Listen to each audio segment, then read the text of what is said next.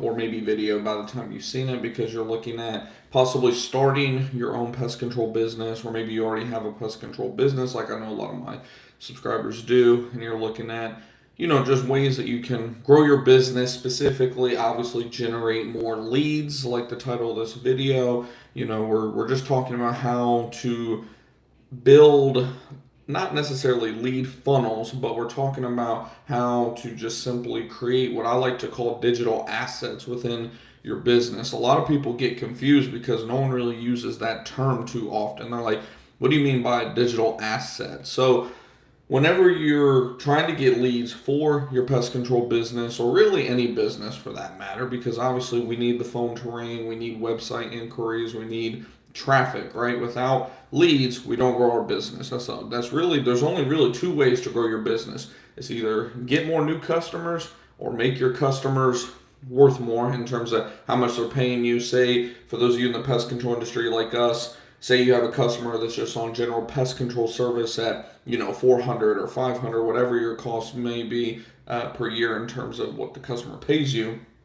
Maybe you upsell them on mosquito control, or you do what we do and you start to create bundle packages like our preferred protection plan, where we cover essentially everything. We're out there every single month. It covers our termite control, rodent control, fire ant, mosquito, tick, general pests, full 9 yards.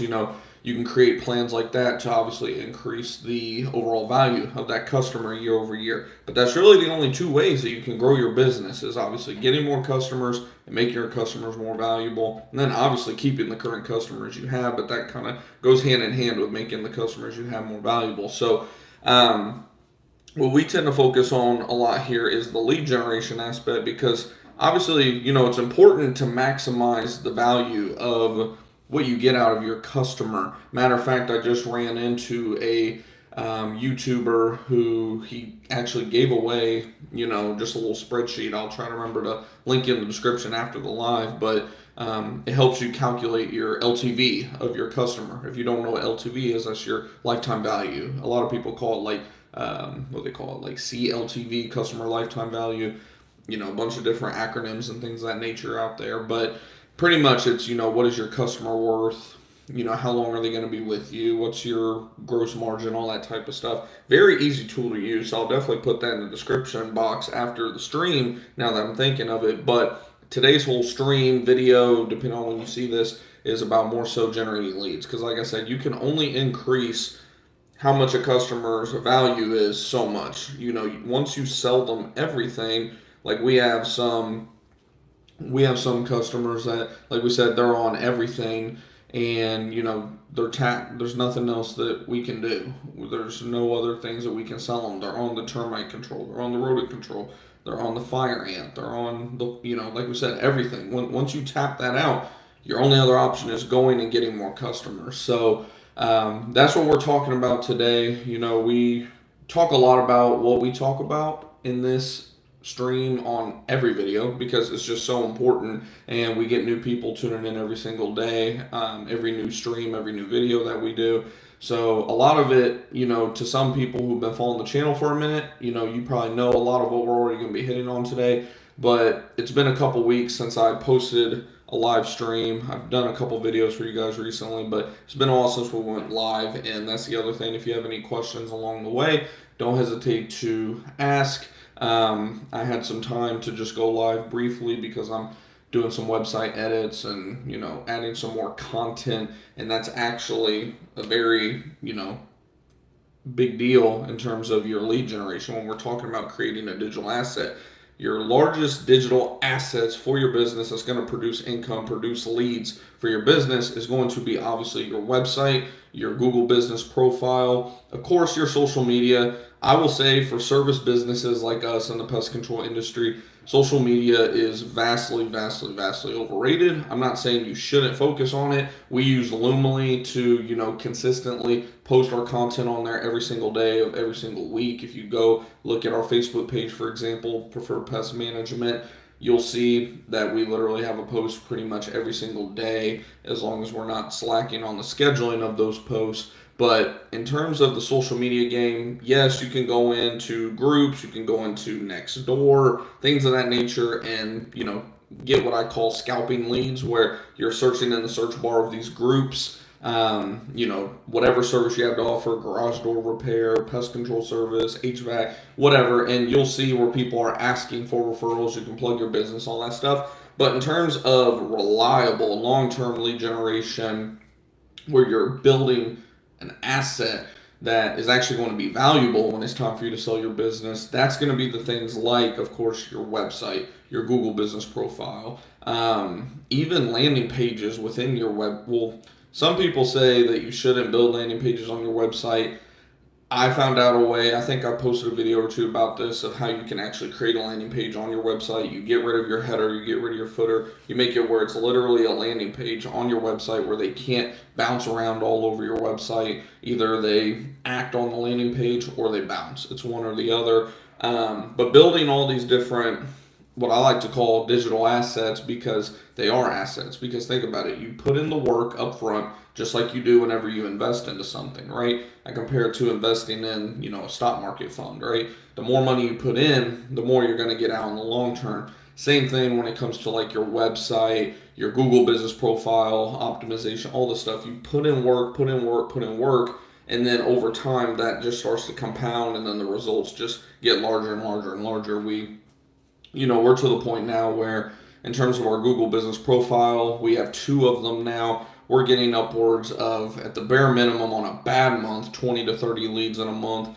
and on a good month, 50 to 75 leads across the 2 business profiles. I just created our most recent business profile about 2 months ago, and we've sold 2 services in the last 2 days, customers paying for the year up front. And again, that's quote unquote free leads, free income coming into the business, because you're not paying Google ads. You're not paying for anything other than the time that you're putting in to that asset that you're building for the business. So, let's see what's going on here.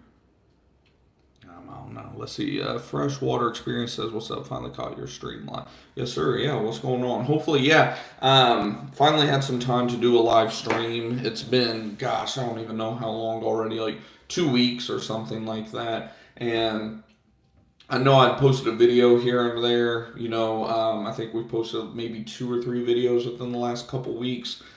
Just been super busy. It's that time of the year. I took a week off, which I always hate taking time off to begin with, but I needed to. It had been over 2 or 3 years since I took any meaningful time off. So had to take a little bit of time off, and I've been busy catching up on everything, and now I finally had some time this weekend to go live for a little bit. I'm actually doing some website articles for our what we call topical authority, going back to the whole thing of building out your website. Matter of fact, I'm going to be posting a video. I'm hoping this week, if time prevails, I'll give you guys just a little insight on this. It's just a quick little kind of like a searching SEO, not even SEO, but just spying on your competitors. We did a video about that recently, but we also found another way. Shout out to I want to get his name right, because he has a lot of good YouTube content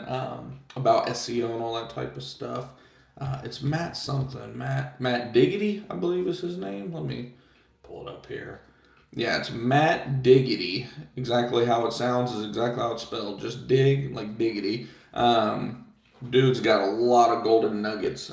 Some of it's repetitive, I'll say that, just like anything on YouTube, right? But he has a lot of good, every video I usually walk away with some type of nugget of information, and that's what I want to show you guys today. Because when it comes to building your website and topical authority, if you don't know what topical authority is, how I've explained it in the past, and the easiest way to explain it is say you're a pest control company, right? And you're trying to get up the search engine, get up to page 1, page 2 at the minimum, for pest control service, whatever town that you want to target. Like for us, a big city we want to target is Plano, Texas. So pest control Plano, Texas. If we want to rank for that, we need to have, obviously, backlinks and all that stuff is important, but more important than anything is topical authority. So what you'll do is obviously you have your main website, preferredpestmanagement.org, .com, whatever. And then under that, you have obviously your service location pages for your website. So you'd have preferredpestmanagement.org/pest control Plano, Texas.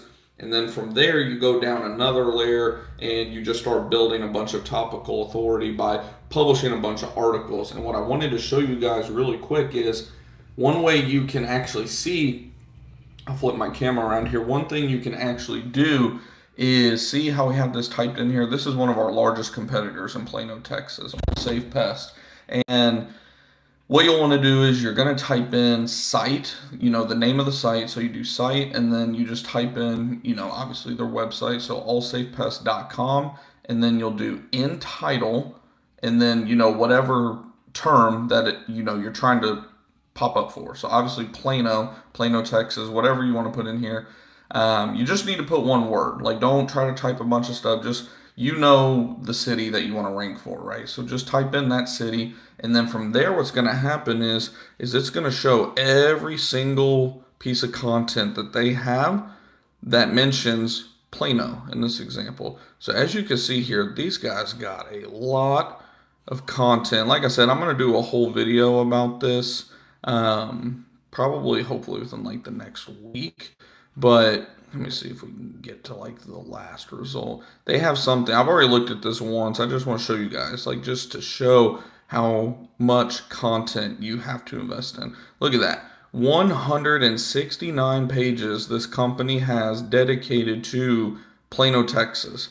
Every page that is showing up here it's only showing me the pages that mention Plano. Why? Because again, we put on here in title, show me this website's pages that only mention in the title Plano, Texas. So every title that it's showing is going to mention Plano, Texas somewhere in the title. So it's not showing me Dallas, Texas. It's not showing me, random different posts or anything. Every single page, 169 pages, are dedicated to Plano, Texas. So what does that mean for us? That means we got to get to work, because at the moment, we currently have almost 30 pages dedicated to Plano, Texas, which, believe it or not, is still more than a majority of our competition. Like, when I was looking at just other competitors that are ranking pretty well, a lot of them have as little as 5 to 10 pages. The average, I would say, is around 10 to 20. So as long as we get, like we are, 25, 30, and then just keep on chugging, publishing a couple pieces a week, we should catch All Safe within probably a year is the estimated time. But obviously they're going to keep posting too, so it could be 1 to 2 years even. Like I said, I'm going to do a whole dedicated video of just how to break down that research, see what they're publishing, see what's working for them, and then use ChatGPT, because we have a very lengthy prompt that we use in ChatGPT, and I actually figured out a way that I can literally tell it, like, hey, I need 10 articles, shoot them out. And then obviously it's not just copy paste, you don't want to do that, but it makes it where the average blog post is going to take about 20 minutes, which is very, very good. If you've ever actually typed out a blog post yourself like I have, I started doing blog posting for our website like in 2020, 2021-ish, somewhere around there, right before ChatGPT came out. And my God, it was painful. I mean, you're talking usually about an hour, maybe even 2 or 3 for just one article. Now, in 1 to 3 hours, you can easily pump out 5 or 10 in a lot of cases. So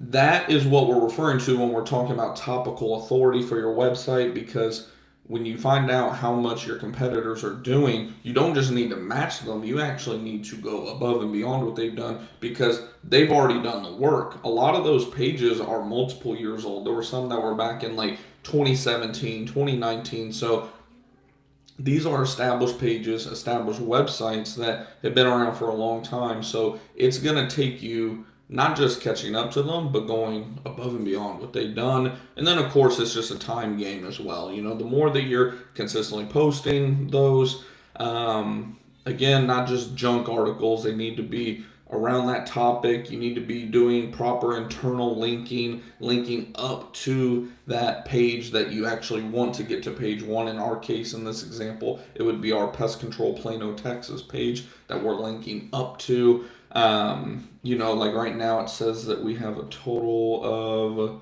what's this, 47? Yeah, 47 inbound links and counting. So, yeah, I mean, it's a process. It just takes a lot of time. Like this week, we've published 12 blog articles. That doesn't include, I had to make some new service pages for different suburbs in Dallas that we're now servicing that we didn't used to. So I've probably done at least 15 to 20 pages this week. Let's see. I know it's kind of off topic, but as far as your own market, where do your prices fall for general pest control compared to competition? Average, higher, low? Usually higher, but it depends. Like if they're going with just like standard general pest control, we have kind of shifted when it comes to our general pest control as seeing it as a, how do I explain it? There's a terminology in business that people use for it. I just call it kind of our foot in the door service, essentially. Like, yes, we are going to make money on that service, but it's going to be very minimal compared to the termite, the mosquito, the rodent, the full 9 yards, right? So from a general pest control side, I would say we're closer to like the average. We're still not the cheapest. We're definitely not the cheapest. There's guys, of course, doing it for $59, $69 a quarter, and that's just ridiculous. Like, you're not really making any money, especially if you ever hire somebody.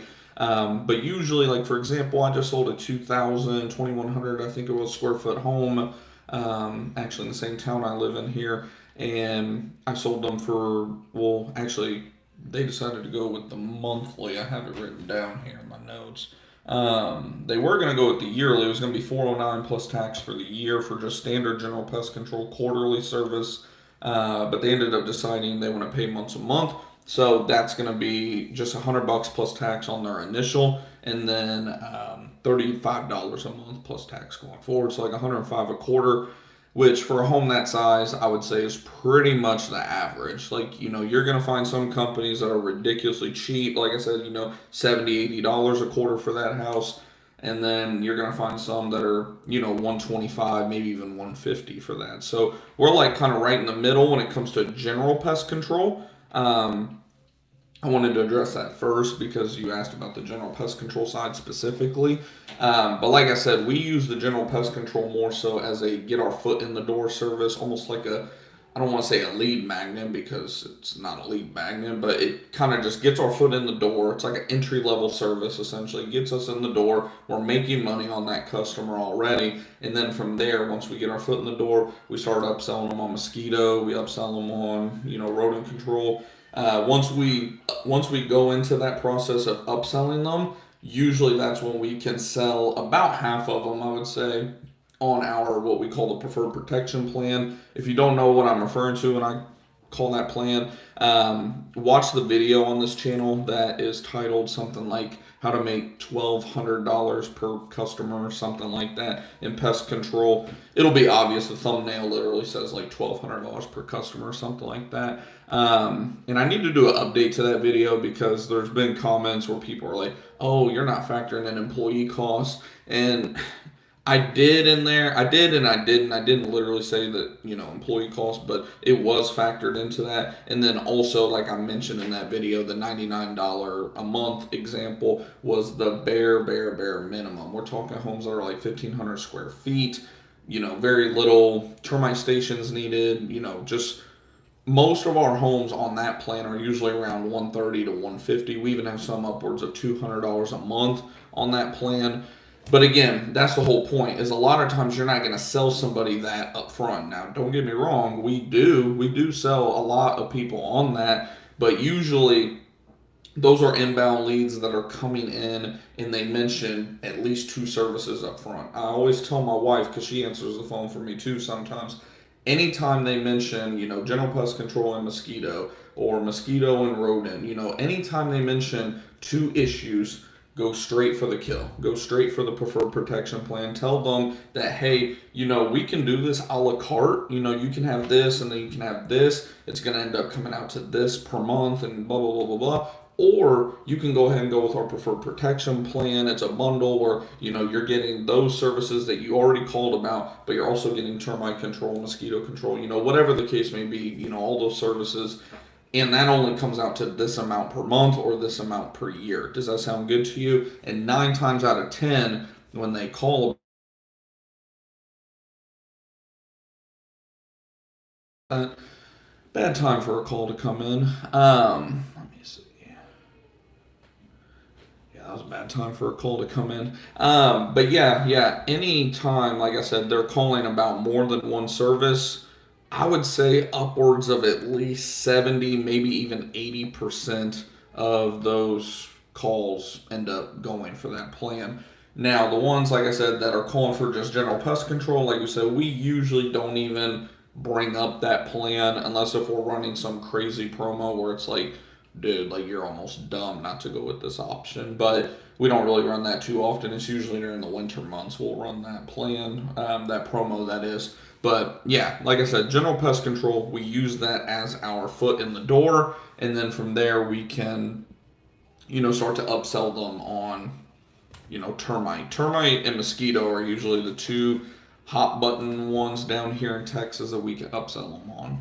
And then in terms of that cost, I would say we're still not the most expensive, but we're definitely, in terms of, if you compare our LTV, our customer LTV, compared to the industry average, we are very, very, very, let me just pull it up for you guys. I have it in a Google Doc right now.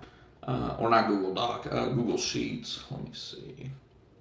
So based on gross margin percentage of just 15%, because I always talk about on this channel, I always like to do all these calculations based on assuming I already have an employee hired, because we will be hiring that full-time tech very, very, very soon. So I always go ahead and just assume, hey, our gross margin is going to be around 15%, because that's pretty close to the industry average for like a growing company. That's very, very standard. There's some as low as 5%, there's some as high as 30%, but right around that, like 10 to 20% is kind of the average for a growing company. So we just plugged in the 15% with an average churn of 2% per month.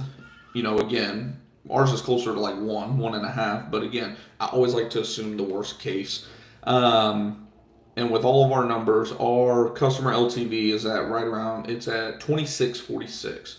So that means our average customer spends, or their average income to the business, that is $2,646, where the industry average is right around like 12 to 1500 last I looked a few months back. Now that data was from 2023 that I seen, so it's probably gone up a little bit with inflation, but let's just say 1500, we're blowing that out of the water. Why? Because we do upsell so many of those customers that are on general pest control for say $500 a year to a plan that is actually like $1,500 to $2,500 a year. Because think about it, if you sell someone on a plan that is $2,000 a year, 1 year you're already at $2,000 for the LTV, right? So say they stay with you 2 years, 3 years, etc., you're talking 4, 6. Like it just starts being a mathematical explosion. And I'm sure this will all change too as we grow, because this is also based on 715 customers. Because what I did is I went into GorillaDesk, pulled all the data in terms of how many customers we had, what was the average, what they call orders per client. That means how many times we ran the card for a customer, what the average order value is, which was $111, how many transactions we had, which was 4,326 transactions. This is all data from the last 3.5 to 4 years. So yeah, I'll kind of show you guys. I don't know why I'm just talking about it. I can show you guys here kind of what we're talking about. This is that spreadsheet that I was referring to. So you plug in there your clients, the orders per client, transactions, the average value, gross margin percentage, your churn, and then it just starts to auto input all these, the average lifetime in months. That automatically gets added up on its own. And then from here, you go over here and it lets you know, like, hey, your average customer lifetime value is 2,646. So, and as a matter of fact, like, it's very, very, very, very much higher than that. It's actually close to double that. But again, that's because our gross margin is so high right now because I don't have anyone hired for that. So in terms of running the stops or anything, like, my costs are very, very low right now since I'm still a one-man show at the moment. So I don't even know how we got on that stuff. Oh yeah, we were talking about just like where we're at in terms of pricing and everything.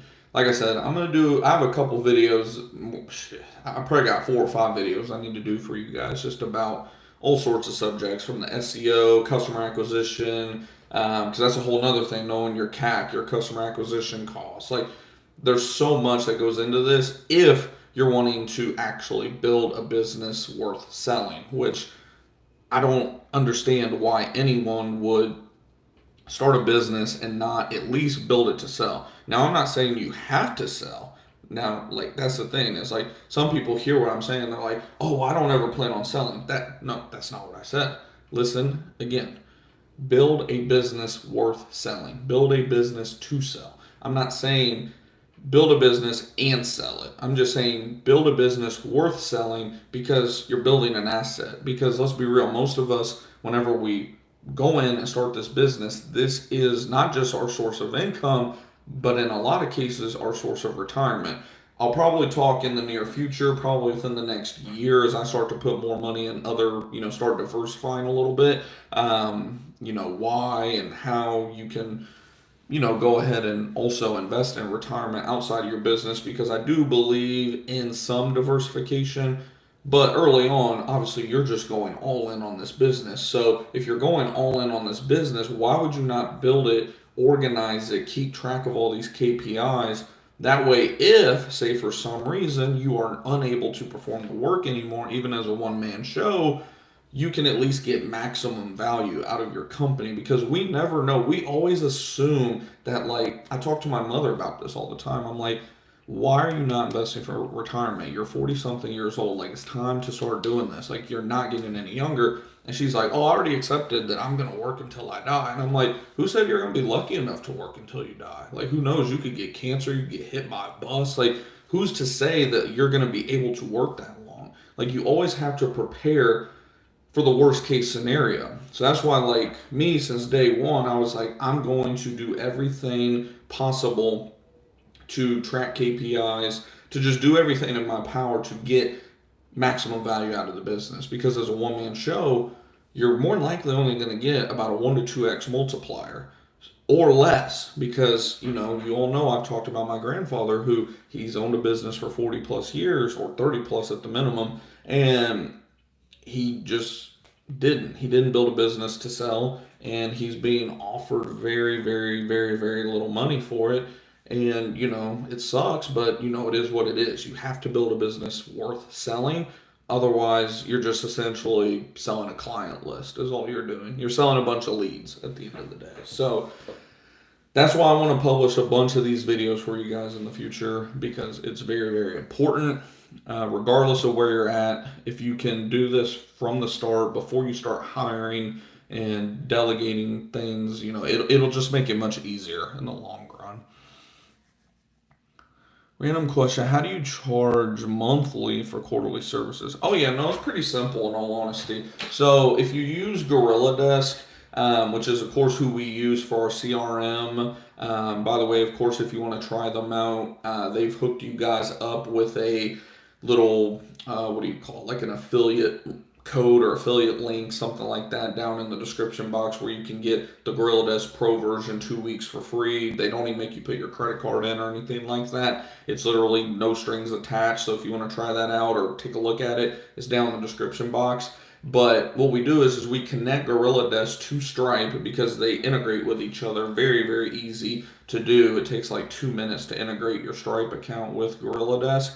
And then from there, within GorillaDesk, we'll just create the job. We create it as a quarterly job. Then we attach the invoice to the job. And in GorillaDesk, you have an option to set up what they call recurring invoice. It's attached to the job, but it's detached from the job, if that makes sense. So how it works is you have the invoice, you go up to the frequency, and instead of at the top, it'll say something like invoice recurs with each job. You'll go in and you'll change that to the recurring will be monthly. And then from there, you select the date of each month that you want it to pull. For us, it's always the 1st or 15th of the month. And it just depends on when they sign up. Like if someone signs up between the 1st through the 15th, then their payment's on the 1st. If they sign up the 15th or later, it'll be the 15th. And yeah, you just put it in there, and then you put their card on file, you select the card that you want it to pull from each month, and then literally between like 8 to 10 a.m. on that day, it will, go ahead and pay it, send them the receipt to their email simultaneously, and yeah, you get paid. And then if for some reason, say a card declines, you'll actually get a notification in GorillaDesk. Like I have 2 or 3 right now that declined from last month. I had like 6, but we got those taken care of. We're down to like 2 right now, it looks like. Or no, just 1 now, actually. But yeah, you'll get a notification in your GorillaDesk account at the top of the screen there that lets you know, like, hey, that card declined. You can try it as many times as you want. If you need to like change the what do you call it, the expiration date, you can go in and change that in like 2 seconds. But yeah, no, it's actually pretty easy to do. And how we pitch it to them is like, this is how I explained it to the one I just sold probably 15 minutes before going live. The one that was like a 2,100 square foot home. I always keep like notes of like our most updated pricing and all that stuff here as well. Shout out to OpenPhone for sending me like this pretty cool little notebook with my, little package they sent me. But yeah, how I pitched it to them is I always go for the yearly first, and then we fall back on the monthly. So like I told her, I was like, yeah, for your home, 2,100 square foot home, that falls right in our pricing for a 2,000 to 2,500 square foot home. We'll come out there, do the inside outside on the first service, then the inside's warranty going for, just explaining how it works. And then I'm like, in terms of the payment, you got 2 options. You can either just pay once for the year up front and be done. It comes with a full 365-day guarantee on the inside. It comes with your 4 services per the year automatically too. That would come out to just $409 plus tax for the year. Or you could just pay as you go. It's like a monthly subscription plan. There's no contract or anything like that. To get set up on that would be $119 plus tax, and then $35 a month going forward. Which one of those sound best to you, or do you have any questions or anything like that? And then, actually, I never ask if they have questions. You're just opening yourself up for objection. You just say, which one sounds best for you. And then from there, usually, it's 50-50. I mean, GorillaDesk, shout out to them. Again, always improving stuff. They updated their dashboard again, where you can see, all of your recurring services, based on, and like we have them labeled down to like quarterly service that pays at the time of the service, quarterly service paid per year, quarterly service paid per month. And in terms of our yearly to monthly, I would say, let's see. So we have 10 more customers that pay per month than pay per year. So like I said, it's pretty much 50-50.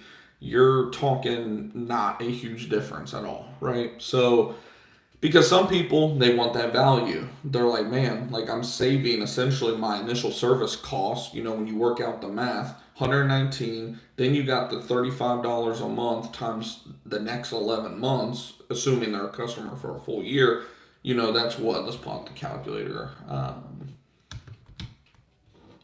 I should remember these by now off the top of my head, but I don't. So 35 times 11 plus the 119 for the initial, not including tax, by the way, that comes out to 504 plus tax, where it was what I say, 409, something like that, if they paid for the year up front. So they're essentially, what I tell them is you're essentially getting your first service for free when you go ahead and, pay for the year up front.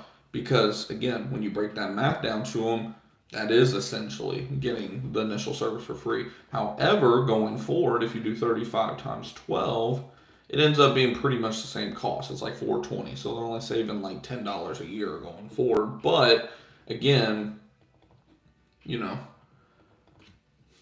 it's all about the perception. Are they wanting the value in terms of like, yeah, no, that's awesome. Like I can save $100. Let's go ahead and pay for the year up front. But then there's some people that they prefer that monthly budget item. People like me who, we budget our money every single month, which by the way, if you're not budgeting your money as a business owner, good luck being in business more than 2 years. But it's a must, obviously, to track your money and all that stuff. It should be self-explanatory, but it's not. Hence why over 70% of Americans live paycheck to paycheck, but that's a different subject for a different day. But yeah, no, I mean, like I said, it's just repetition, man. In all honesty, it's just repetition. Like I still to this day, as a matter of fact, I have 17 customers that pay me bi-monthly at the time of the service. I have about 100 customers that pay me quarterly at the time of the service. And then everything else from there are people that either pay yearly or monthly. It's like about 114 that either pay monthly or yearly. So it's just repetition more than anything. Once you shift, what I would suggest you do is get out some pen and paper and just breaking down the math. Okay, this is what we usually charge when we charge per quarter. How can we work this out in terms of, okay, this is what you're going to pay up front. This is what you'll pay per month. And okay, yep, 44 times 3, that's 132. Okay, that's about what that would normally, like, you just got to start doing the math. And then from there, just start making bullet points, kind of like a little script essentially for when you go to explain to the customer how the two payment options work. It just flows right out naturally, because when it comes out clunky and you're like, well, what we do now is, like, you just sound unconfident. Confidence is everything. So like, if this is your first time shifting from charging per service to charging per month or charging per year, practice it. Like, have a family member call you up or something, and literally sound it out, right? Like, just go through that process. You don't even have to go over objections or anything like that. Just go through the process of like, okay, yeah, what's the square footage of the home? Oh, it's 2,000 square feet. Okay, awesome. Yeah, your two options are, it'd be $420 plus tax for the year, or you could pay, $119 plus tax up front and $35 a month going forward. Which one sounds best for you? It's simple as that. And then from there, if there's objections, then you handle the objections. Usually the most common objection will be, can I pay per service? And it's up to you. You can say no if you want. I said no at first. But then what I started doing is I was like, well, I don't want to lose the sale, right? So what I do is I tell them, yeah, no, we can do pay per service. It does cost a little bit more just because, it messes with our accounting. You just make up an excuse. It doesn't really matter ultimately. But what we do is essentially we charge them a one-time service amount. So if it's normally going to come out to say, 105 a quarter, if they pay per month or pay per year, whatever the case may be, then instead we'll tell them, yeah, it's just 150 or 175 or whatever your, one-time service rate is for that square footage of the home, if that makes sense. So, yeah, thank you. Yeah, hopefully that helps. How's it going there, Salvador? Happy Saturday. Let's see who else we got. Den, yeah, no, hopefully you guys are enjoying the stream so far. I appreciate it, Den. If you're enjoying the stream so far, do me a favor, smash that thumbs up button. And if you're new here, and of course wonder who the heck is this guy, and you're still watching at this point, my name is Griffin Thomas, of course, as the name of the channel is, and I own the company you see here, just a little logo I randomly made. It's not our actual logo. It's like just for me to wear around more than anything. But Preferred Pest Management is my pest control company in the Dallas, Texas area. We've been in business for almost right at 4 years already. And I just, document my overall business journey. I don't, try to sell you all on a bunch of crap or anything like that. I just let y'all know, what I'm doing, what works for me, what hasn't worked for me. We talk about the good, the bad, the ugly over here. So, or hopefully instead of the good, the bad, the ugly, more the good, the better, the best, right? But yeah, no, I post all that. If you look at my channel, you'll see I have videos about like how I made like a $25,000 mistake, and how I did this and that didn't work. But then there's a lot of stuff that does work too, and we do a lot of tutorials about like website SEO. I'm trying to do a little bit more of that because it is very, very important. Even me, I'm learning so much stuff about it just on a daily and weekly basis. In all honesty, if you can afford to just hire it out to a good company, I would. We're just in the process of paying off a bunch of what I call stupid tax right now. Just some dumb debts and things like that. Once we free up some cash flow here in the next couple months, I very well may just hire it out. I'm not gonna lie to y'all. It takes a lot of work. Like we were just going over a little bit ago, that company, one of our biggest competitors, now has 169 dedicated pages on their website to the Plano, Texas area. Every single one of those 169 pages mentions Plano somewhere in the title. So it's a lot of work. Like I said, if you can afford to hire it out, do it. Now, I will say you get what you pay for when it comes to the whole SEO game. I've noticed there's some companies that'll do it for a couple $100. Stay away from those. I've worked with one or two of them, and they're awful. You get what you pay for, big time. There's others that are out there for 3,000 plus.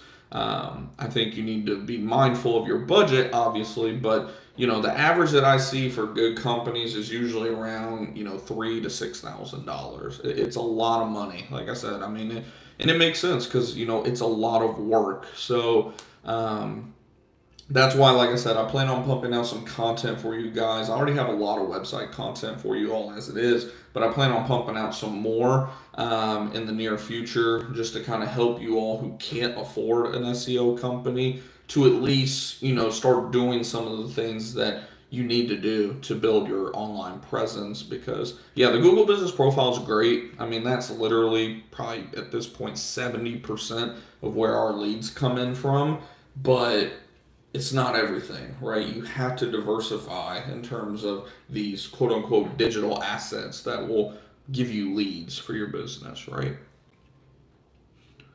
Let's see, Salvador says, the only thing I don't like about discounting for annual payers is it can take a large chunk of our net income, since that's usually around 15%. I only offer. Yeah, so Salvador is actually spot on with what we did for our little CLTV spreadsheet that we were talking about earlier. I did a gross margin of 15%, and it seems like he pretty much just reaffirmed that is what you should expect for a growing company. I think you just tuned in a few minutes ago, Salvador, we were going over this spreadsheet that I found online from another YouTuber about calculating LTV and all that type of stuff. And yeah, we did it based on 15%. My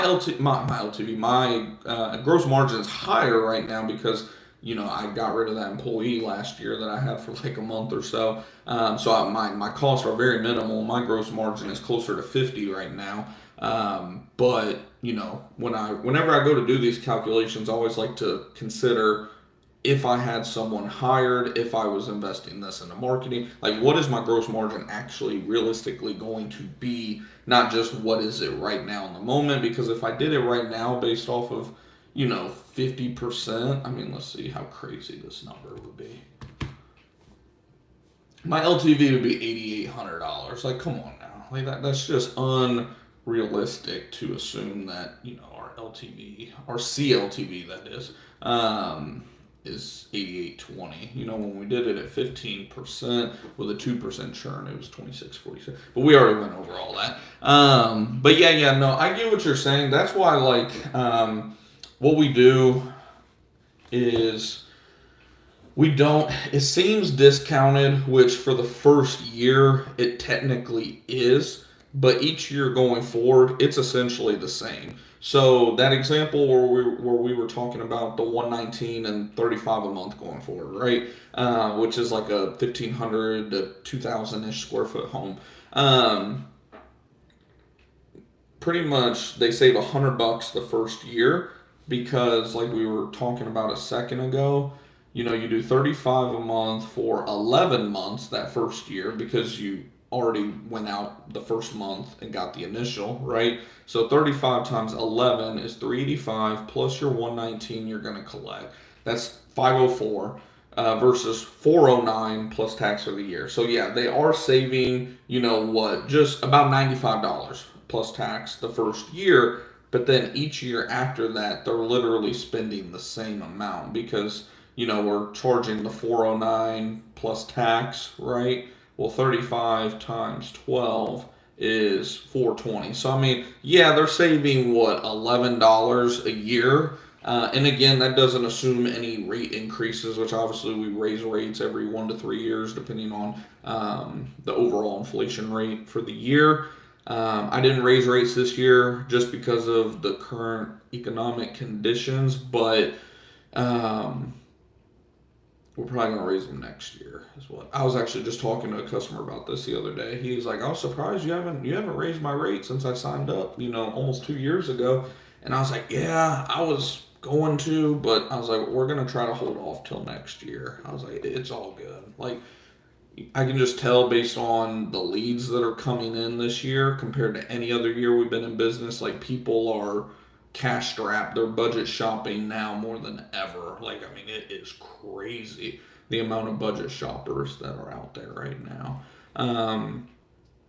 So, but yeah, to your point, you don't want to like offer too much of a discount unless if you're pricing yourself at the very top of the market already, like say for us, top of the market for a 2,000 square foot home would be like 150, 160 a quarter, right?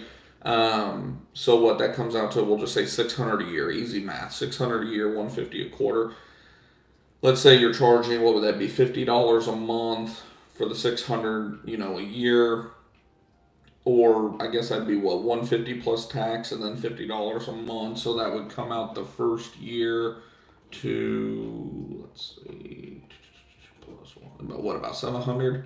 Yeah, 700 plus tax. Like, sure, when you're charging top of the market, you can afford to discount it a little bit more. But whenever you're charging reasonable rates on that entry level, because like we said at the beginning of the stream, when I forget who it was, somebody asked about how we price general pest control. We view general pest control as a entry level service, meaning that like, yeah, we expect to make money on it, but we don't see it as like our main cash cow or anything like that. We like it as our foot in the door to now upsell to our preferred protection plan, pest and termite package, whatever the case may be. I mean, for example, I upsold 3 customers this week on our monthly mosquito program with Into Care buckets and mosquito spray once a month for an average rate of about $129 a month during the mosquito season. Now, of course, we only have like 3 months left in mosquito season, but assuming they like that, then we'll fire it up again next year too.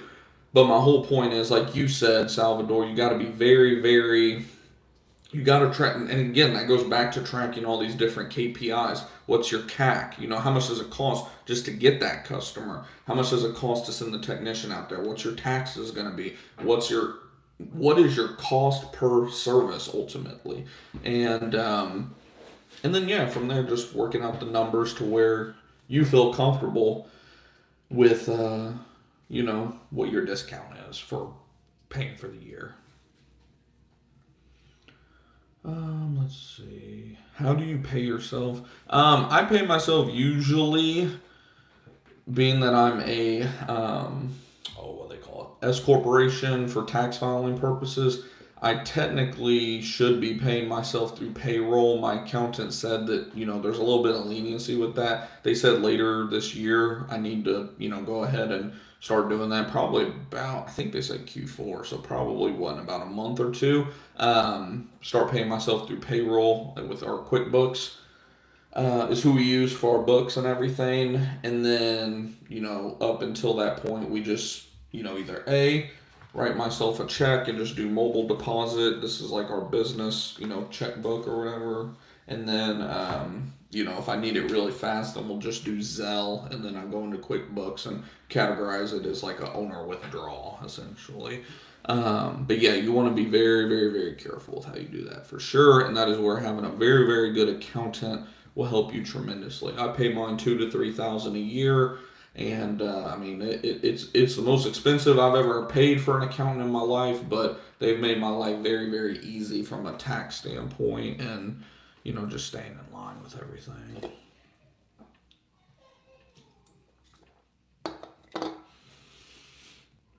Let's see. This breakdown is something all pest control operators should be reviewing, for sure. Gross profit margin should be around 50-55%, but it depends on how you maintain your books.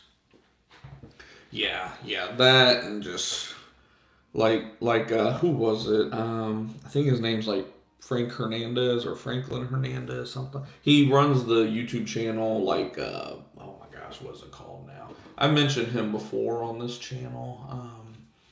Let me look it up. What's it called? Pest Geek, I think. Like Pest Geek Podcast or something like that. Yeah, Pest Geek, Pest Control. Oh, he rebranded it recently. Pest Geek Podcast, Pest Control Training is the name of his YouTube channel. He had a really good sit down video with a bunch of owners at every level. One guy was at 1 to 3 guys. Another guy was at multiple millions of dollars, just every level. And the percentages were eye-opening, even for me. There was one guy who he was just full he was just full balls to the walls, essentially, in terms of how much they were putting into marketing. So his was very, very squeezed. And then there was other guys, like you said, that were closer to 50-60%. Who were, I noticed it was usually the smaller companies, and it makes sense because you have less overhead than the guy who's at $5 or $10 million who, has probably at least 10 technicians, right? And a call center and all this other stuff, right? So yeah, it was a very, very eye-opening. I wish I could find the video. If I can find the video, I will link it, because shout out to him. He puts out a lot of pretty good content. A lot of it is more towards how do you actually treat for this and that, but he does post from time to time some really good business content too, especially those little sit downs, or whatever you want to call them, little mastermind chats or whatever. Shout out to them for being comfortable enough to post all that on YouTube. It's pretty good stuff there. But yeah, no, spot on. Jeff Hackor says, how do you think, or what do you think about putting out door hangers? Yeah, I mean, the thing with door hangers is just like EDM or any other, what I would consider print ads, right? If you look on Google will say, oh, you should expect a 1 to 5% conversion rate on that. Meaning, if you put out 100 of them, you should expect 1 to 5 phone calls. And the sad reality of it is, it's about 1/10 of that. You'll be lucky to get about 0.5% to a full percent. I've heard of some people getting upwards of even 2%, which is just crazy. But, if you can get 1%, 0.5% to 1% on door hangers, on EDM, anything like that, you're actually going to be doing pretty good for yourself. And that's where, again, just like any marketing cost, you need to break down, okay, what is our CLTV? Because if we go over that for our CAC, then we're losing money, right? Because your CLTV, that's going to factor in all your expenses and everything in terms of servicing the customer, or at least it should. You don't want to put just, the gross sales number or anything like that. At least that's how I calculate CLTV. I factor in all of our costs, cost of service, all that in that equation that I showed earlier. So once you know your CLTV, then okay, if we go over this, then we're losing money. Obviously, you want it to be way, way, way less. If your CLTV is $1,500 a year, or $1,500 a year, $1,500 total, obviously you don't want to spend close to $1,500 to get a customer. It just means that you can and still be profitable, assuming that customer ends up spending, upwards of $1,500. But how that relates to your question here is, how much does the door hangers cost? Because if you know that, okay, I'm only going to convert, let's just assume 0.5%, Let me see, 0.005, and let's say you purchase 1,000 of them, right? Which, by the way, you should purchase at least 3 to 5,000 of them. If you're not putting out at least 3 to 5,000 print ads, then you're wasting your money. At least in my opinion, because if you're only converting 0.5%, you're talking 5 conversions. So 0.5% of, let's say you put out 500 is going to be what, like 1 maybe or 2? Let's see, times 0.005.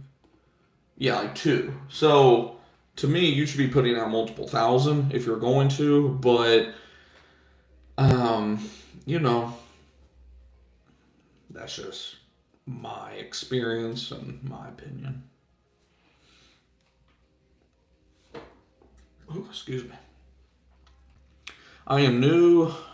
I want to get in, and welcome. Want to get into pest control later. Want to start my own business. Do I start working for some big company? How do I start into this?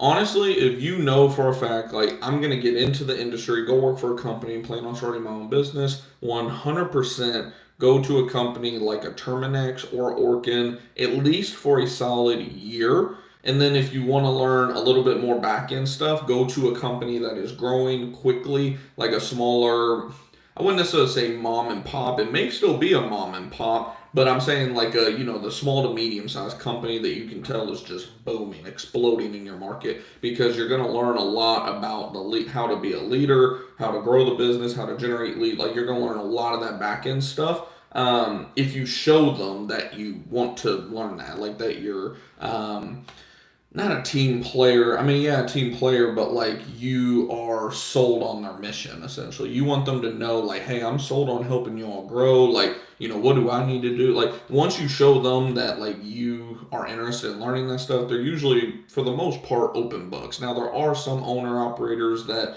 they want to keep all that stuff in because they're so scared to death that you're going to go start your own business and all this and that. But, people with that growth mindset usually are not in that bunch. So I would start out by going to a national company. Go ahead and get your licensing and everything there. You're going to learn a lot, especially if you go to Terminex, because at Terminex, you're pretty much kind of the all-in-one. You're the technician, you're the CSR, you turn in leads. Like, you learn a lot about the business at Terminex. At least I did when I was there. I learned quite a bit there. And then if you go over to a smaller company that's just exploding, like I say, you're gonna learn a lot about, like, the back end stuff, if that makes sense. But yeah, either way, you're gonna want to start at a business, regardless, big, small, whatever the case may be. The two that I mentioned are kind of your best options, in my opinion, and from my experience, as a matter of fact. But either way, yeah, the easiest way would be to get in at a company, get licensed and all that good stuff, and then yeah, from there, do everything you need to do to become certified, and then get your insurance in order, all that good stuff, and then start your business. Let's see. My biggest thing is getting my name out there. I'm in an area with like five small companies plus all the big box companies, so it's super hard to get going. That's it. 5 small companies. Well, I say that's it, but like, what would you say is like the population of your service area if you've done that before, like added that up? Because, man, let me tell you, I mean, I wish I was only competing with like 5 companies. In the Plano, Texas area alone, there's a few hundred companies that I'm competing with. So it's a matter of, again, building your digital footprint.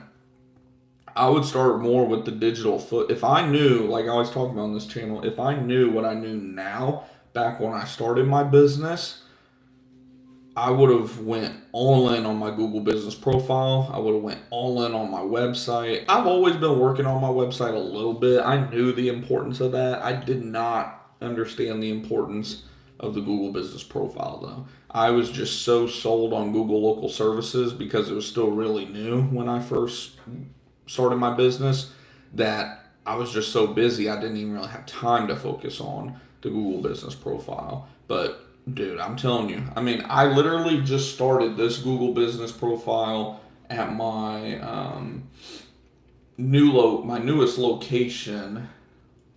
Let's see. It finally ran the report. I'm gonna show you just to give you an idea, and then I'll give you results to back it up. I just started this location, 2 months ago. And this report that I just ran is a 7-mile radius of our location. And look at how we're ranking. Like, we're ranking really, really good for, this this profile only has 3 reviews. It has virtually no reviews. 3 reviews. It should be 4 very shortly. I just sent a review request to a customer, so should be 4. But again, very, very, very new profile. But because of everything that I already knew going in, when I opened this profile up, we started optimizing it. We did the post, we did this, we did that. We're already within a 7-mile radius, kind of dominating. I mean, let me look at the competitor report just to give you an idea of like where we are compared to the competition. Oh man, I clicked on the wrong one. I'll show you that one in a second too, because man, that one's been taking off lately. I'm showing you the one in the Royce City area first. So look at here. In that same 7-mile radius, this shows you who is the top 5 or whatever based on average rank position. That's what ARP means. It means average rank position. Look at that. We're at a 3.14. That means we are literally in the top 3 of the map pack for every, not every dot, but like the average. The average is showing that we are in the top 3 for virtually every dot, or just about 3.14. Next closest company is almost at 5. They're at 4.5. So I mean, and then like let's look at their map. So that's my map. That's their map, which they're actually doing pretty good. I bet they're ranking out east a little bit. Then here's another one. They're doing not there. Some of these companies aren't doing bad either. T-Rex, they're one that ranks really good down here. They're located right here, and they rank really good right in this area. But again, and this is actually, I should say, this is our service area with the least amount of competition. So with that, I wanted to show you that first because, like I said, this is the location with the least amount of competition. And if you're only competing with what sounds like maybe 10 companies, if you go and do the things that we talk about with the Google Business Profile, optimizing your website for the Google Business Profile, you will start dominating. Like I said, that's a 7-mile radius. How many people are within a 7 to 10 mile radius of you? I mean, to put in perspective, like we had a customer who we sold a $2,100 termite job that was about 10 miles to the west of us, actually further than what this grid shows, in between Nevada and Lavon, Texas. And that was within 2 weeks of opening the Google Business Profile. So, and man, I'm not bragging or nothing, but I gotta show you all our Plano location. I just ran this report, about an hour and a half ago. I'm gonna show you guys this. Look at this grid. I'm proud of this right here. This is hard work right here. This is also, I believe this one's a 7-mile radius as well. Look at all that green right there. That's just money right there. Because this is in a highly populated area. I mean, you can see Plano, Texas starts right here.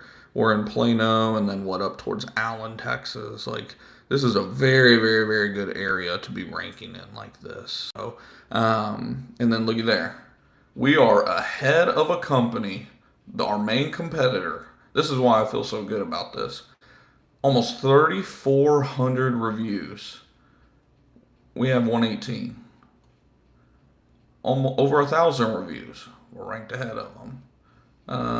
Over 2,000 reviews. Like, for us to be doing this, like, we're obviously doing something that they are not doing. And a lot of it is just simple stuff. It's just companies just don't, for whatever reason, invest in the Google Business Profile as much as they should. I mean, in all honesty, if they did, I would probably drop relatively quickly just because they have so many reviews. They're so established. I mean, to put in perspective, that company, All Safe Pest and Termite, we're ranked ahead of. Their website is through the roof.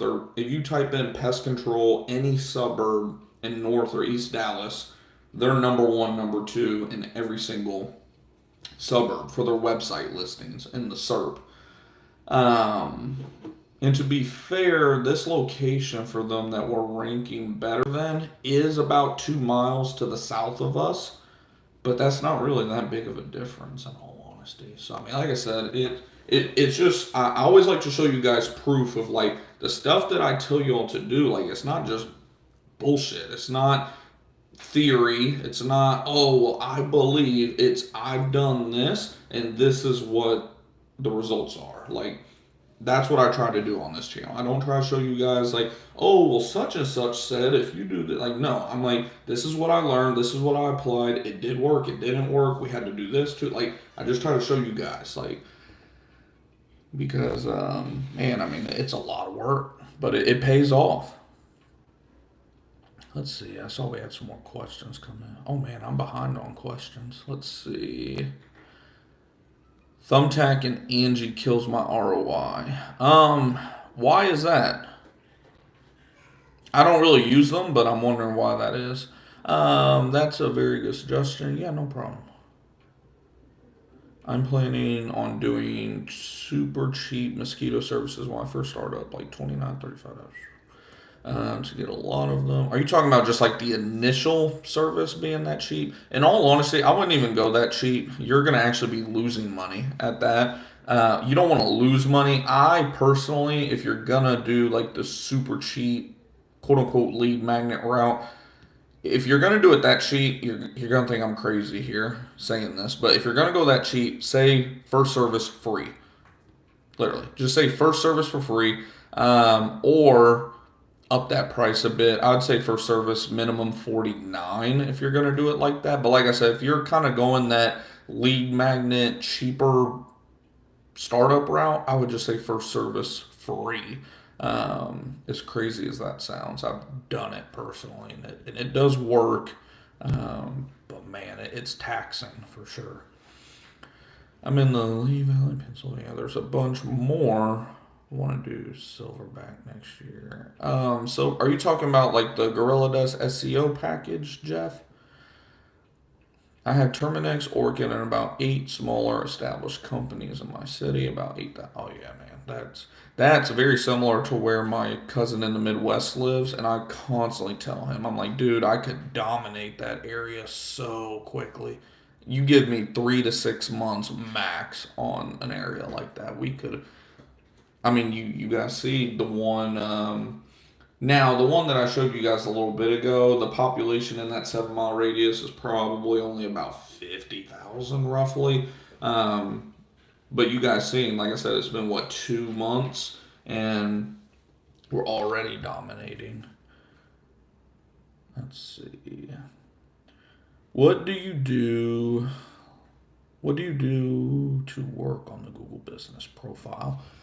There's multiple things. One is structuring your website around those keywords and those locations specifically, like publishing a lot of content about, and not just publishing the content, but taking it to your Google business profile, and in that section where it says update, where you can, post. Actually, I have one that I was working on right here because I haven't set it up on my Loomly account yet. But like, say you're in your Google Business profile, you go to add an update, and then you go ahead and add your photo or whatever, and then from there, you make your little post. And the main thing is you're gonna use this section where it says add a button. You're gonna do learn more, and then plug in. See this article that we have right here, Pest Control Royce City / Pest Control Royce City, Texas, dealing with ant infestations in your home. So we're hitting the keyword ant infestation, Pest Control Royce City, and then of course Pest Control Royce City is the parent page as well. So, and then I'm just waiting to post it until tomorrow. I just have this loaded up. But that is a very, very, very, very underused little hack. It's not even a hack because, it's right there. You just have to do it. And so many companies just do not utilize that. And then, of course, getting the reviews. You should be trying to get at the minimum 1 review a week, ideally. At least, yeah, at least ideally one review a week. And again, that's an average. You might get 4 reviews one week and then no reviews the next and then two. And, just I'm saying in total, like if you can get 50 to 100 reviews a year, you're going to be sitting pretty nice. But then, of course, doing the updates and specifically with those updates, this is not social media. I can't stress that enough. Don't go on here and post, a freaking picture of you on the 4th of July. Oh, happy 4th. Like, no one cares. This isn't social media. Google doesn't care. Matter of fact, you're going to confuse Google if you post shit like that. Use this specifically for what it's for, which is letting Google, it is for the customer, but let's be real, it's more for Google than anything and their little algorithm. Let Google know this is what we do, this is who we service, this is what area we service, and then over time with the reviews and just your page maturing and this and that, like you'll start ranking like we showed very, very quickly.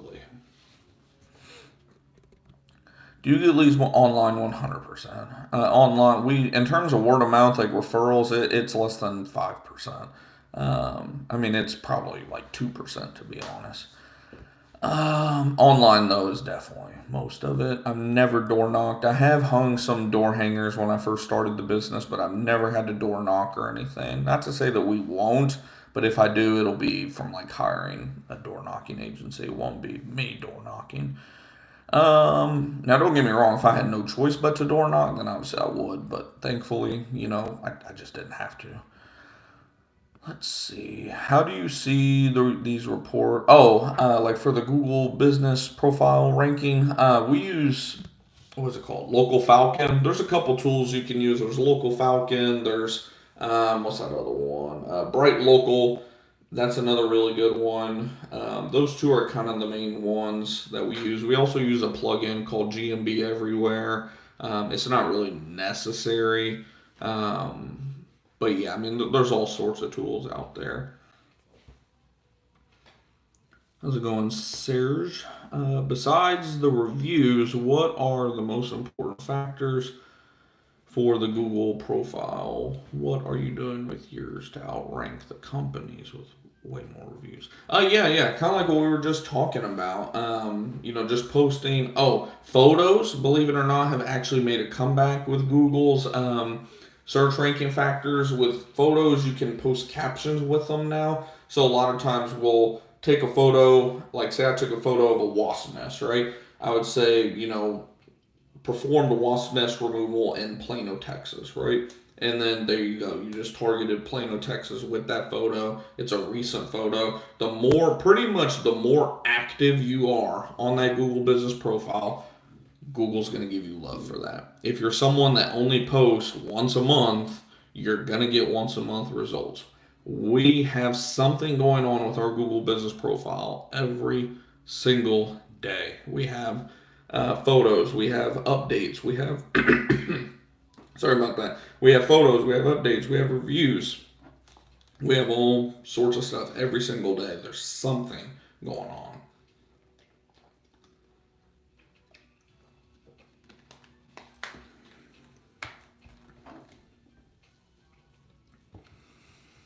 Besides the obvious, oh yeah, and that's just like you said, Doc. That's why I didn't even mention it. To me, that's the obvious stuff. If you're not doing that already, then good luck, right? Yeah, GorillaDesk over at, oh man. As much as you all know, I love GorillaDesk CRM. I have to admit, their SEO service is not great. Now, if they are able to sell a website, their actual website they build is not bad. Like, I'm not saying the website is bad or anything. Like, to this day, actually, we're using the original framework, the original theme is what they call it on WordPress. We're still using their theme and everything. But the SEO itself, in terms of the value, it's just not worth it. I used it for, I don't remember how long, at least 6 months, 6 to 12 months. I was using the website SEO, which isn't even really website SEO. It's website, what's the term I'm looking for? hosting, essentially. It's website hosting along with the Google Business Profile Management. The Google Business Profile Management, in my opinion, again, it's just overpriced for the value. They were posting on our Google Business Profile, I want to say once a week. And they were essentially recycling the same post. Like there wasn't anything new. It was just linking to like your homepage or your service page. Like, if they were selling that for the website, that whole package you're talking about, the silverback package, if they sold it for an initial cost of say $500 and then a monthly cost of probably 200 a month going forward, you're getting pretty good value for what you're getting, in my opinion. Or even 250, like 200 and 250. I think that'd be a sweet spot for what they do. But I forget what it is, like $750 or $1,000 a month, something like that. Like I knew going in that, like I told you guys, good SEO is $3,000 to $6,000 a month. It is not 36, $3,000 to $6,000 a month for good SEO. $1,000 a month, you're just spending enough to get a little bit, right? You spend a little, you get a little. It is what it is. Like I said, you guys know I love their CRM. They've mastered the CRM game. It's getting better every single day. Like they're always adding more features and all this stuff, but I think they kind of stretched themselves a little too far with the SEO. I think it's something that they should probably spend more time if they really want to get serious in this space in terms of like pest control SEO. I think they need to put more resources and then just giving them more time to learn more about it. You know, Again, that's just my experience. I haven't been with them for that side of it since, what was it, April or May of 2023. So over a year and a half now. But yeah. So you run all your SEO yourself. Yep. I have a company called Max Market Pros. I feel like they don't do anything. They built my website. Well, what's the name of the website? I could do a quick little look at it if you are comfortable sharing the website. I'll look up that company too, just to let you know if they're full of shit or not. Because that's one thing I am getting tired of is there's so many SEO and just marketing companies in general that charge, 500 a month, 1,000, 250, even, less, 100, that, you know, you think when you don't know anything about this space, like, oh man, $200, like I must be getting some real deal shit. And then you send them 200 a month for 6, 12 plus months, and you're like, my website sucks. I'm not getting any leads from it. Like, what are you guys doing? You're essentially paying for hosting services, is all you're paying for. And if you're going to pay just for hosting, you can host your own website for as little as $5 to $10 a month, or even like mine is like $35 a month, but the server is in Dallas, Texas, so it makes your website just a tiny bit faster. So to me, it was worth like the extra 20 a month. What's the name of that company again? Max what? Max Market Pros. Are they out of Irvine, California?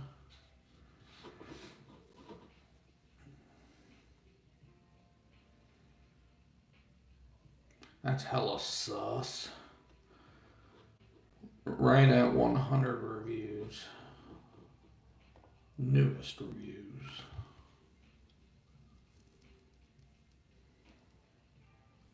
So I see 2 weeks ago they had a 1-star review. Signed up for a 6-month plan that they had. The work was completely subpar and generic. They copy pasted a logo from Google Images and put our name on it. They use quotations here. The personalized custom website we received was quickly put together and was underfinished. The quality of work is very low. They don't care about the final product as they've received their money. Huh. And their response was not great. It was very defensive. I'm just looking at like their Google reviews first and foremost. That's the other thing too that I can't stress enough with it when it comes to SEO and just marketing companies is sometimes too it's not necessarily the company as much as the person that gets assigned to you.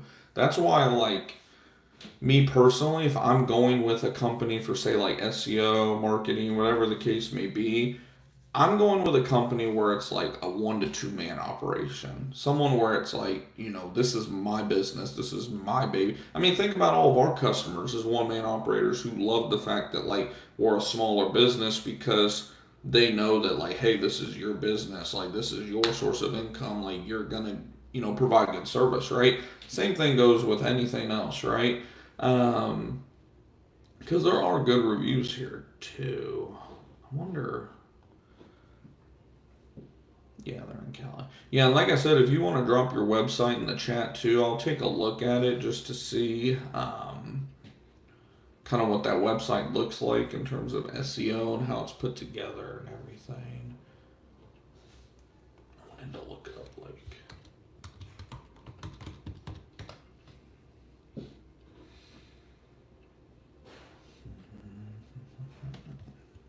Their Glassdoor rating for places to work is at 2.5 stars out of 5 with 34 total reviews. That's not very good either. Their Indeed rating with 5 reviews is out of 4.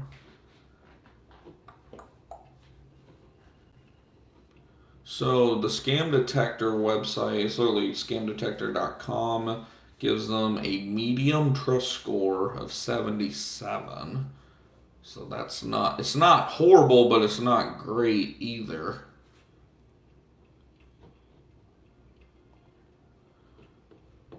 I mean, and that's the thing is it's like, I've had so many people tell me that like, dude, you should hire a technician as quick as possible and just get into like pest control SEO specifically.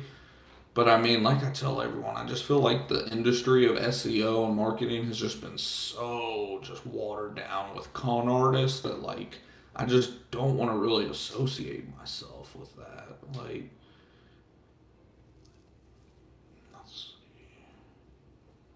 because like I'm very good at local SEO, but I'll tell you guys straight up, I'm still learning the website game. Like it's very, very. I'm not finding a whole lot about this company, but yeah, the website, like what they call it, SEM, SEO, like the or SERP, I guess. SEO, like it's very, very. It's a long game in terms of it takes a lot of time. I mean, like we said, that company that I'm competing with for that has like 170 pages for just one service area where we've got like 25 or 30, and I thought I was doing something. Trying to think, is there any other questions or anything? No other questions. Yeah, no. Like we were talking about, the whole point of this video or stream, this stream was, obviously Q&A, like all of them, but the original subject, which is what we've been talking a lot about today, is just, generating leads for your business, creating what we call digital assets. Every Google business profile you are able to have is a digital asset of its own and is super, super, super, super valuable. It's why I suggest using call rail form tracking, as well as, like when I say call rail form tracking, what will happen is you create a specific page on your website for that Google business profile with a specific form attached to it as well. And any form that is filled out from that, you will obviously see in the tracking information that it came from that Google business page. But at the same time, with your Google Search Console, when someone clicks on that web page, because it has that tag, the UTM campaign, tag information, you will also see that in your Google Search Console as well to see how much website traffic you're getting from that Google business page as well. And whenever you plug it into a tool like, what's it called, Ahrefs or SEMrush, things of that nature, you will be able to see an actual value, a dollar amount of just how much traffic you are getting to your website from that link as well, which lets you know how much that Google Business Profile is worth for you just in terms of website traffic. That doesn't factor in all the phone calls, which obviously you want a specific call tracking number with CallRail for that business profile as well. Like we have 2 business profiles right now, so we have 2 separate tracking phone numbers for each one set up. So yeah, I can't stress that enough. I know we're probably just scratching the surface in terms of all of that stuff, but hopefully, like I said, hopefully you all got a bunch of information today. We went over a lot. Like we went over more than just, quote unquote, building digital assets and generating leads for your business. We talked about all these different KPIs and how to structure, your service plans and all that type of stuff. So, good little blueprint on running your pest control business, growing a pest control business, all that good stuff. So if you're not already subscribed, go ahead, make sure you subscribe, hit the bell icon, all that good stuff. I try to go live at least once a week on average whenever time prevails, and then I try to at least upload a video or 2 every week or so for you guys as well. Just anytime I'm learning new information. Like I said, I just document my entire business journey for you guys. If you look through my whole channel, you'll see I started way back when I was like 18 years old, just flipping stuff on Amazon and eBay. Then we started doing some stock market futures and options trading, and over the last 4 years now we've been growing a pest control business, and that's been our most successful endeavor, if that's what you want to call it. I took that business from 0 to 6 figures my first year, and we're just slowly but surely chugging our way up to that 7-figure range. Let's see, before I head out, I see we got another comment. Hey, just joined the stream. How would you recommend someone getting leads for a business that has 0 customers? Yeah, we went over that. I could give you another, we've been live for 86 minutes. I'd give you an 86-minute answer on that. In short, build your Google business profile, build your website, build your online presence. Like, think of it for what it is. It's digital assets. If you just joined in, literally rewind back to almost the very beginning. Usually the first couple minutes, I'm just going over what we're going to talk about and things like that. Scroll back to like 5 to 10 minutes into the stream. Watch all that. You will get a ton of information from that. And then definitely check out all the content on here. We have like 800 or 900 videos. At least probably minimum 300 to 500 of them are dedicated to, getting leads for your business. So, definitely check those out. But yeah, no, I appreciate you all tuning in as always. Like I said, if you haven't already subscribed, and hit that bell icon, that way you don't miss these live streams or tune in late or anything like that. And definitely check out, if you're watching this after it's a live video and it goes to video format, I'll try to remember to link a video somewhere here at the end of the video that will benefit you as well. But have a good weekend and go out there and crush it this next week.